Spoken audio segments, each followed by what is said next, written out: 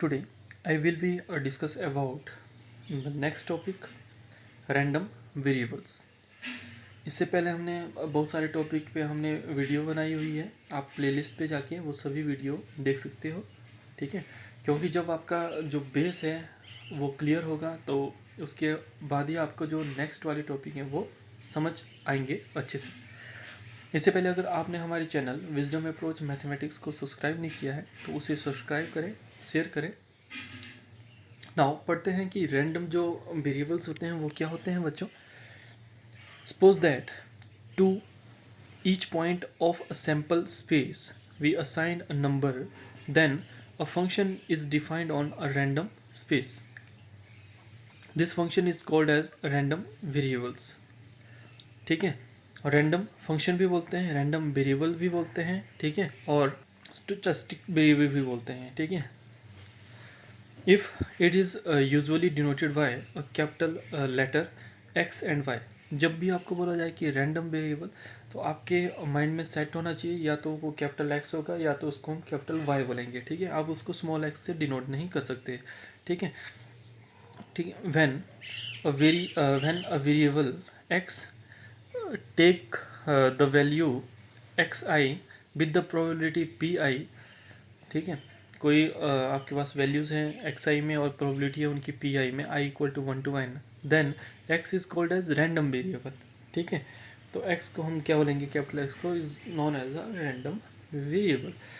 तो बच्चों जो रैंडम वेरिएबल्स होते हैं वो दो तरह के होते हैं, ठीक है। फर्स्ट होता है आपका डिस्क्रीट रैंडम वेरिएबल, सेकंड होता है आपका कॉन्टिन्यूस रैंडम वेरिएबल, ठीक है। तो आज हम डिस्कस करेंगे डिस्क्रीट रैंडम वेरिएबल के ऊपर।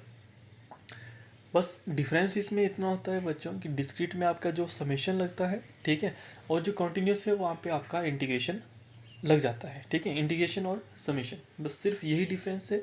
बाकी इसका जो मीन है, इसका जो वेरिएंस है, ठीक है, निकालने का जो मेथड है वो एज इट इज़ सेम है, बट एक में हम समेशन करके निकालते हैं, दूसरे में हम इंटीग्रेशन करके निकालते हैं, ठीक है। तो जो डिस्क्रीट रैंडम वेरिएबल है बच्चों, आज हम उसके बारे में पढ़ेंगे। तो वो है आपका late capital X be a discrete random variable and suppose that the possible value that it can assume are given by x1 x2 so on xn and assigned in a same order. Suppose also that these value are assumed with the probability is given by, तो जो हमारे पास probability जो value और जो probability होगी वो बन जाएगी हमारे पास probability of X equal to X K is equal to F of X K, ठीक है। इसको हम क्या लिखते हैं, एफ ऑफ एक्स के लिख लेंगे, के की value 1 2 3 and so on. Equation number 1 put कर दी, ठीक है। आपको पूछ सकते हैं कि डिस्क्रीट रैंडम वेरिएबल क्या होता है, तो आप ये जो इसका जो कॉन्सेप्ट है ये आप लिख सकते हो कि ये जो है आपका डिस्क्रीट रैंडम वेरिएबल होता है, ठीक है। It is suitable to introduce the probability function and also referred to as probability density, probability distribution भी बोलते हैं और density भी बोलते हैं ना।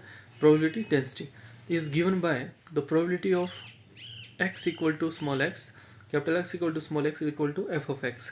तो इसको हम इक्वेशन नंबर 2 पुट कर लेंगे, ठीक है। From x equal to X K, ठीक है, फर्स्ट से है ना, from x equal to X K this reduce to first will for while for the other value of x F of x equal to 0, ठीक है। ये हमने जो रिड्यूस किया x को एक्स के की फॉर्म में, ठीक है, एक्स के को एक्स की फॉर्म में हमने रिड्यूस किया, ये हमने फर्स्ट इक्वेशन से किया। और बाकी जो भी आपके पास इसकी जो वैल्यू होगी एक्स की, उसके लिए जो फंक्शन है एफ ऑफ एक्स क्या बन जाएगा बच्चों, 0 बन जाएगा, ठीक है। In general F of x is a probability function, यानी पीडीएफ भी बोलते हैं इसको, डेंसिटी फंक्शन बोलते हैं। तो फर्स्ट केस आपका बच्चों क्या होना चाहिए, फर्स्ट केस जो भी आपके पास एफ ऑफ एक्स होगा बच्चों वो क्या होना चाहिए, ग्रेटर देन इक्वल टू 0 होना चाहिए। सेकंड है आपके पास summation of X F of X equal to 1 होना चाहिए, ठीक है, यानी summation of P X equal to 1 होना चाहिए। तो यहाँ पे जो एफ ऑफ एक्स है और ये जो आपका पी ऑफ एक्स है वो क्या है बच्चों, इक्वल चीज़ है, ठीक है, बिल्कुल सेम टर्म वही है ना। जैसे हमने यहाँ पे देखो probability of X equal to X, ठीक है, equal to F of X. तो इसको आप ऐसे भी लिख सकते हो, this is equal to P of X. ये क्या हुआ आपका पी ऑफ एक्स ही हुआ है ना। वैसे इसको जो डिनोट करने का जो एक सिंबल है, मतलब उसको हमने capital X equal to small X ऐसे करके डिनोट किया, ठीक है आपका यही पी ऑफ एक्स है, ठीक है। तो ये एफ ऑफ एक्स के बराबर हो जाएगा, ठीक है। नाउ तो देखो पी ऑफ आई की वैल्यू या एक्स की वैल्यू 1 कैसे आई, the value x1 x2 so on xn of the discrete random variable, ठीक है, कैपिटल एक्स रैंडम वेरिएबल है तो कैपिटल एक्स, ठीक है, with their respective probability p1 p2 to pn constitute a probability distribution which is called a discrete probability distribution of a discrete random variable x। उसको हम क्या बोलेंगे, discrete probability distribution बोलेंगे of the discrete random variable X. And it may be noted that p1 plus p2 plus on pn equal to p equal to 1। तो इसकी जो value है वो किसके बराबर होगी, 1 के बराबर होगी, है ना। तो summation of i equal to 1 to n P I equal to 1। तो इसको हमने क्या लिख लिया, 1 के बराबर लिख लिया, ठीक है। तो ये हो गया summation of P I equal to 1, ठीक है। नाउ तो इसमें जो डिस्ट्रीब्यूटिव फंक्शन होता है, डिस्ट्रीब्यूशन फंक्शन, उसको हम डिनोट करते हैं कैपिटल एफ ऑफ एक्स के साथ, ठीक है। F of X of the discrete random variable is denoted by capital F of X equal to probability of capital X is less than small X, ठीक है। ये क्या है, एक अलग कॉन्सेप्ट है। अगर आपके क्वेश्चन में पूछा जाए कि इसका जो डिस्ट्रीब्यूटिव फंक्शन है उसको फाइंड आउट करो, या इसको कॉम्युलेटिव डिस्ट्रीब्यूशन फंक्शन भी बोलते हैं, ठीक है। तो यहाँ पे क्या आ जाएगा, summation of I equal to 1 to X P of X I where X is any integer, ठीक है। The graph of F of X will be a stair step form, ठीक है। The distribution is also called as a cumulative distribution function, ये भी बोलते हैं इसको, ठीक है। C D F find out करो, ठीक है।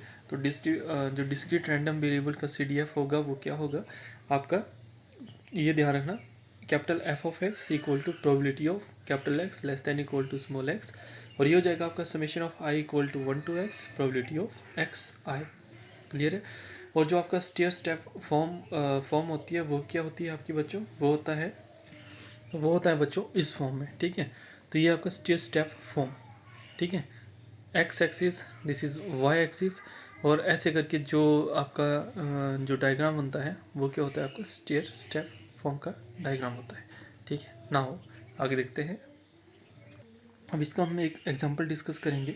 तो एग्जांपल है आपके पास, find the probability function corresponding to the random variable x, a pair of two coin is tossed, capital X represent the number of head that can come up, और आपको ये दिया गया है, सैंपल दिया गया है। सैंपल पॉइंट है आपके पास H T, H H, H T, T H और टी टी। एक्स यहाँ पे रिप्रेजेंट कर रहा है नंबर ऑफ हेड, तो यहाँ पे 2 है, यहाँ पे 1 है, यहाँ पे 1 है, और यहाँ पे कितने हैं बच्चों, 0 है, ठीक है। नंबर ऑफ हेड यहाँ पे क्या है, 0 है। और आपने क्या करना है कि प्रोबेबिलिटी फंक्शन डिफाइन करना है, ठीक है। यानी जो पीडीएफ है वो आपने शो करना है यहाँ पे कि पीडीएफ क्या होगा, ठीक है। तो नाउ प्रोबेबिलिटी ऑफ यहाँ पे देखोगे एक एक करके, क्योंकि आपको पता है कि जब दो कॉइन को आपस में टॉस करते हो तो आपकी प्रोबेबिलिटी क्या होती है, सैंपल जो, तो यहाँ पे आप देखोगे प्रोबेबिलिटी ऑफ एच एच, मतलब जैसे सैंपल स्पेस बनेगा आपका, ठीक है। सैंपल स्पेस बनेगा आपका ऐसे, दो कॉइन टॉस किए तो या तो एच एच आएगा, ठीक है, या तो एच टी आएगा, या तो टी एच आएगा, और आपका क्या आएगा, या तो टी टी आएगा, ठीक है। ये सैंपल स्पेस बनेगा आपका किसके केस में, जब 2 कॉइन आप टॉस करोगे, ठीक है। अब यहाँ पे फर्स्ट आपको बोला गया कि प्रोबेबिलिटी ऑफ एच एच, ठीक है। तो प्रोबेबिलिटी ऑफ एच एच आपकी कितनी आएगी, यहाँ पे total number of sample point है आपके पास 4, तो प्रोबेबिलिटी ऑफ एच एच कितना आएगा, एक बार आएगा, ठीक है। वैसे ही बोला गया कि प्रोबेबिलिटी ऑफ एच टी कितना आएगा आपके पास, तो एच टी भी आपके पास कितना आएगा, एक टाइम में आएगा 1/4। वैसे ही प्रोबेबिलिटी ऑफ टी एच कितना आएगा, तो वो भी 1/4 ही आएगा, और प्रोबेबिलिटी ऑफ टी टी वो भी कितना आएगा, तो बच्चों वो भी आपका 1/4 आएगा। क्लियर है, क्योंकि यहाँ पे टोटल नंबर ऑफ जो सैंपल पॉइंट है वो 4 है, ठीक है। तो हर जो पॉइंट है वो कितनी बार आएगा आपका, 1/4 1/4 1/4, इसकी क्या होगी, प्रोबेबिलिटी होगी। क्लियर है। तो यहाँ पे भी हमने वैसे ही किया है, ठीक है। तो यहाँ पे देखो probability of x equal to 0, जो कैपिटल एक्स है बच्चों, वो डिनोट कर रहा है आपका क्या, नंबर ऑफ हेड, ठीक है, नंबर ऑफ हेड रिप्रेजेंट कर रहा है ना। Capital of X equal to zero, तो यहाँ पे देखेंगे आप, जैसे सैम्पल पॉइंट है तो यहाँ पे एच कहीं भी नहीं है, वो कौन सा है आपका, ये वाला है, टी टी, ठीक है, प्रोबेबिलिटी ऑफ टी टी। तो प्रोबेबिलिटी ऑफ टी टी आपके पास कितनी आई थी, 1/4, तो हमने यहाँ पे क्या लिया, 1/4 लिख लिया, ठीक है। वैसे ही नेक्स्ट है आपके पास probability of X equal to 1। मान लो अगर एक्स आपका हेड रिप्रेजेंट करे तो 1 आपका क्या कर रहा है कि यहाँ पे सिर्फ एक हेड है आपके पास, है ना। तो वहाँ पे हमारे पास जो दो प्रोबेबिलिटी बनती है यहाँ पे, है ना, एक एच टी बनती है, एक टी एच बनती है। तो एच टी की हमने वैल्यू निकाली 1/4, टी एच की वैल्यू निकाली 1/4, तो हमने यहाँ पे लिख लिया। तो probability of X equal to 1 के केस में हमारे पास दो प्रोबेबिलिटी बनती है, तो probability of H T plus probability of T H, ठीक है। तो इनको लिख सकते हैं हम probability of H T union T H, ये लिख सकते हैं, ठीक है। और ये क्या हो जाएगा, 1/4 प्लस 1/4 इक्वल टू 1/2, ठीक है, ये आ गया। नेक्स्ट वैसा ही है आपके पास, तो यहाँ पे पूछा गया है आपसे कि probability of X equal to 2, मतलब दोनों ही क्या है, हेड है। तो उस केस में देखो बच्चों, हमारे पास प्रोबेबिलिटी हमने फाइंड आउट की थी, वो तो प्रोबेबिलिटी ऑफ एच एच कितना है, 1/4, ये प्रोबेबिलिटी है, क्लियर है, कितनी है, 1/4 है। नाउ आगे देखते हैं। तो अब आपने क्या करना है, इसका एक डिस्ट्रीब्यूटिव फंक्शन बनाना है, ठीक है। तो जो पीडीएफ होती है वो आपने इसका बनाना है कि इसकी पीडीएफ क्या होगी। नाउ द प्रोबेबिलिटी फंक्शन या द पीडीएफ, ठीक है, इज कैपिटल एक्स की वैल्यू हमारे पास क्या दी गई थी, एक्स रिप्रेजेंटेड हेड, तो 0 1 एंड 2, ठीक है। तो एफ ऑफ एक्स की जो फर्स्ट प्रोबेबिलिटी हो, P of X equal to 0, कितनी आई थी बच्चों, 1/4। P of X equal to 1, probability कितनी आई थी, 1/2। And P of X equal to 2, उसकी प्रोबेबिलिटी कितनी आई थी हमारे पास, 1/4। ये हमारे पास क्या आई थी, इसकी प्रोबेबिलिटी आई थी, ठीक है। तो आगे देखते हैं। तो आगे हम इसका मीन एंड वेरिएंस ये फाइंड आउट करेंगे, ठीक है। मीन को ही आप क्या बोलते हैं, एक्सपेक्टेड वैल्यू। किसी क्वेश्चन में फाइंड द एक्सपेक्टेड वैल्यू, तो आपको पता होना चाहिए कि जो एक्सपेक्टेड वैल्यू है उसको हम क्या बोलते हैं, मीन बोलते हैं, ठीक है। Let a discrete random variable x assume the value x1 x2 and xn with probability p1 p2 and pn, then the mean and expected value is defined as, ठीक है। तो मीन को हम कैसे डिफाइंड आउट करेंगे, तो mean equal to, उसको हम देखो बच्चों म्यू के साथ भी डिनोट करते हैं, और ई एक्स यानी एक्सपेक्टेड वैल्यू, ठीक है, ई एक्स के साथ भी हम इसको क्या है, डिनोट करते हैं, ठीक है। तो या तो म्यू या तो ई एक्स, ठीक है। तो यहाँ पे देखो, तो वो होती क्या है, probability of p1 x1 plus p2 x2 plus so on continuous pn xn divided by p1 plus p2 plus so on continuous pn, ठीक है। इसको हम समेशन की फॉर्म में लिखेंगे, तो ये हो जाएगा summation of i equal to 1 to n p1 p I x i divided by summation of I equal to 1 to n P i. अब जो समेशन ऑफ पी आई होता है वो कितना होता है बच्चों, 1 होता है, क्योंकि जब आपने डिस्ट्रीब्यूटिव फंक्शन पढ़ा था तो उसमें आपने देखा था, ठीक है, कि जो पी आई होता है वो किसके बराबर मेंशन करते हैं, हम 1 के बराबर मेंशन करते हैं, ठीक है। जब आपने इसकी प्रॉपर्टी पढ़ी थी, डिस्क्रीट रैंडम वेरिएबल की जनरल फॉर्म पढ़ी थी, तो वहाँ पे आपने पढ़ा था कि जो समेशन ऑफ पी आई है वो कितना होगा, 1 होगा। जब ये वैल्यू हमने यहाँ पे पुट की तो हमारे पास जो म्यू की वैल्यू है वो क्या होगी, summation of I equal to 1 to n P I और एक्स आई। इसको हम ऐसे भी डिनोट करते हैं, समेशन ऑफ पी एक्स, ये पता है हमें, ठीक है, कि आई की वैल्यू कहाँ से कहाँ तक है, 1 to n है, ठीक है। नाउ इसका जो वेरिएंस है वो फाइंड आउट करते हैं। तो मीन याद रखना, मीन क्या है ना। तो वेरिएंस है आपके पास, this is sigma square is equal to summation I equal to 1 to n P I x I minus mu square, ठीक है, I equal to 1 to n P I x I minus mu square, ये क्या है, इसका summation है, variance है, ठीक है। तो जब एक्स आई और म्यू स्क्वायर, इसका जो स्क्वायर हमने फाइंड आउट किया तो वो है I equal to 1 to n summation P I, यहाँ पे X I square plus mu square minus 2xi and mu, ठीक है। अब हमने क्या किया, जो समेशन पी आई था, ठीक है, इसको हमने एक एक करके यहाँ पे हमने क्या कर दिया, इसको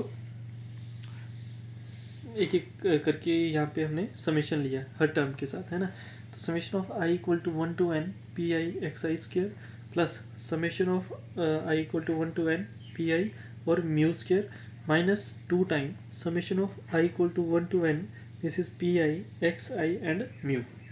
ठीक है, हर एक टर्म के साथ हमने क्या किया, समेशन ऑफ पी आई को मल्टीप्लाई कर लिया। तो यहाँ पे देखोगे summation of I equal to 1 to n P I x I square plus mu क्या है यहाँ पे बच्चों, कांस्टेंट है, विदाउट आई है ना। अगर यहाँ पे म्यू आई होता तो ये कांस्टेंट नहीं होना था, है ना।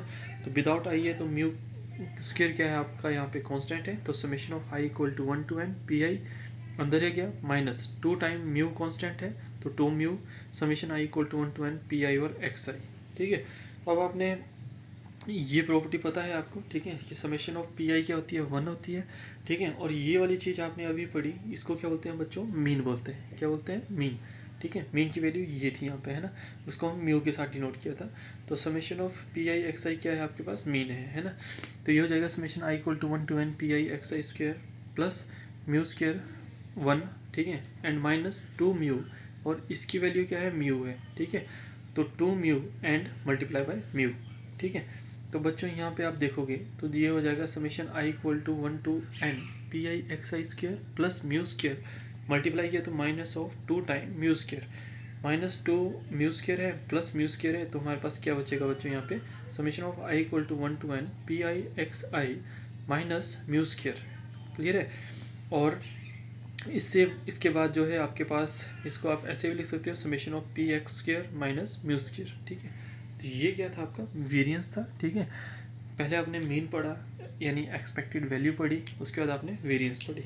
ठीक है, तो ये था आज का topic, random variable. Discrete random variable उसका एक टाइप था। ठीक है, दो तरह के होते हैं random variable, discrete and continuous random variable. आज हमने डिस्क्रीट रैंडम वेरिएबल के बारे में पढ़ा। ठीक है, उसका मीन वेरिएंस पढ़ा, उसका पीडीएफ पढ़ा और सीडीएफ पढ़ा। ठीक है, पीडीएफ यानी प्रोबेबिलिटी डेंसिटी फंक्शन और सीडीएफ यानी कम्युलेटिव डेंसिटी फंक्शन, ये पढ़े। और एक हमने एक छोटा सा एग्जांपल डिस्कस किया। ठीक है, तो जो नेक्स्ट वीडियो होगी वहाँ पे हम इससे रिलेटेड 3-4 एग्जांपल को डिस्कस करेंगे अलग अलग तरह के। ठीक है, तब तक अगर आपने हमारे चैनल विजडम अप्रोच मैथमेटिक्स को सब्सक्राइब नहीं किया है तो उसे सब्सक्राइब करें, शेयर करें, and thank you for watching.